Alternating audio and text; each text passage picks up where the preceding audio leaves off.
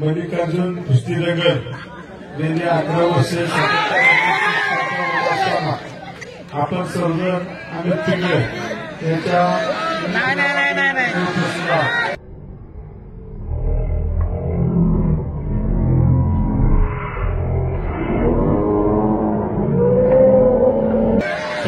सर्व गोष्टी स्वागत करतो.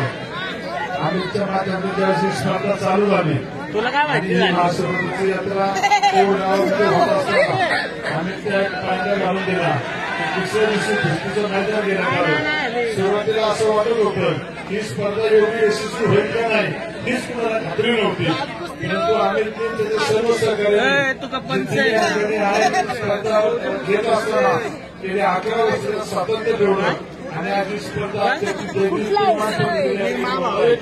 अनेक मंडळ या ठिकाणी येत असताना अनेक चांगल्या कुस्त्या लावण्याचा आम्ही त्या माध्यमातून या ठिकाणी झालेला आहे. आणि त्यानिमित्त केसे सर तुम्ही असन दायगुडे सर असन तुम्ही सर्वांचं समालोचन करत असताना हाताने कुस्तीला आणण्याचं काम केलं. त्या ठिकाणी आपल्या महाराष्ट्र मुळे सर आहेत, कुस्तीगीर संघाचे अध्यक्ष गुरुदत्त आहे, संतोष साहेब त्यांचे सर्व सहकारी या ठिकाणी आहेत. मी सर्वांना मला धन्यवाद देतो. कारण की मी गेली अनेक वर्ष कुस्ती स्पर्धा पाहतोय. पुढली कुस्ती स्पर्धा असेल तर मी शेवटपर्यंत थांबणारा कार्यकर्ता आहे आणि मला त्याची जाणीव असल्यामुळं माझ्या या कुस्तीगीरांनी तुम्ही सांगितलं अनेक मंडळ घडवले. खरं तर मुळशी हा कुस्तीगीरांचा तालुका स्वर्गीय मामासाहेब मुळे यांनी कुस्तीला राजश्रय दिला आणि खऱ्या अर्थाने कुस्ती वाढण्याचं काम या मुळशी तालुक्यामध्ये झालं.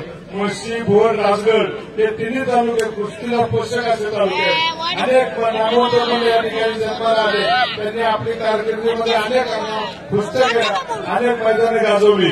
मागच्या काळात मुळशीला थोडं कुस्तीला मरगळ आली होती, परंतु या सर्व आमच्या पैलवान मंडळींनी त्यामध्ये लीड घेऊन अनेक स्पर्धा या ठिकाणी अनेक मैदान या ठिकाणी घेतली आणि आज कुस्तीला चांगले दिवस आणण्याचं काम या सर्व मंडळींनी केलेलं आहे.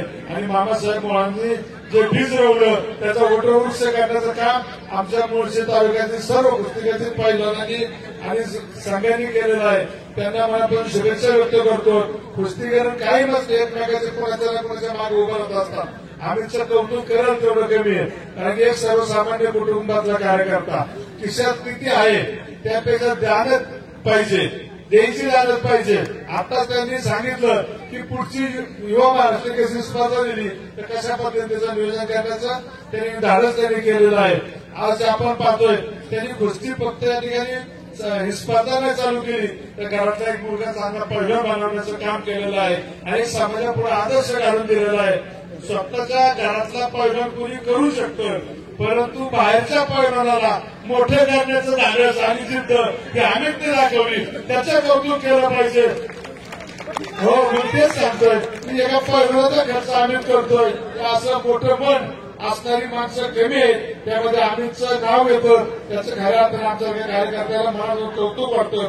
माझ्यासारखा कार्यकर्ता विधानसभेला उभा राहिला त्याच्या सर्व मंडळींनी जाहीरपणे मला पाठिंबा दिला. माझ्या नीतींचं नाव घेतले. सर्व कुस्ती सहकाऱ्यांनी खूप मोठं योगदान दिलं आणि आज मी आमदार म्हणून होत येत असताना मलाही आनंद वाटतो की आमच्या तालुक्याचा एक आमचा सहकारी खासदार झाला, तो प्रधानमंत्री झाला आणि सर्व यांच्या आमच्या मंडळीच्या जवळच आहे. माझ्यासारख्या कार्यकर्त्याला विधानसभेमध्ये संधी मिळाली आणि आज एक आमचा पैलवान सुद्धा महाराष्ट्र केसरी झाला. आणि म्हणून खऱ्या तुम्ही सांगितलं 2025 हे मुळशीसाठी खऱ्या लाभदायक आहे आणि त्याचा आम्हाला आनंद वाटतो. त्यांनी शेवट जनतेची सेवा करायची.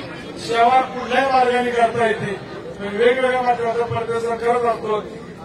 मी राजकीय भूमिका म्हणून सेवा करेन, आमचे खासदार त्या ठिकाणी तीच भूमिका पार पाडतील, परंतु पैलवानी मातीची आणि खऱ्या अर्थानं आपल्या समाजाची सेवा करण्याचं काम कुस्तीच्या माध्यमातून करतात.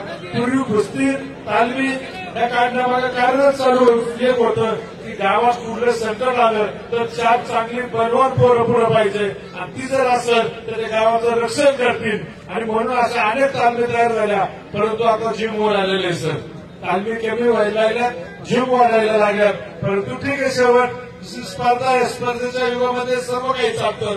जिम करत असताना आपल्या तालमी पण टिकल्या पाहिजे आणि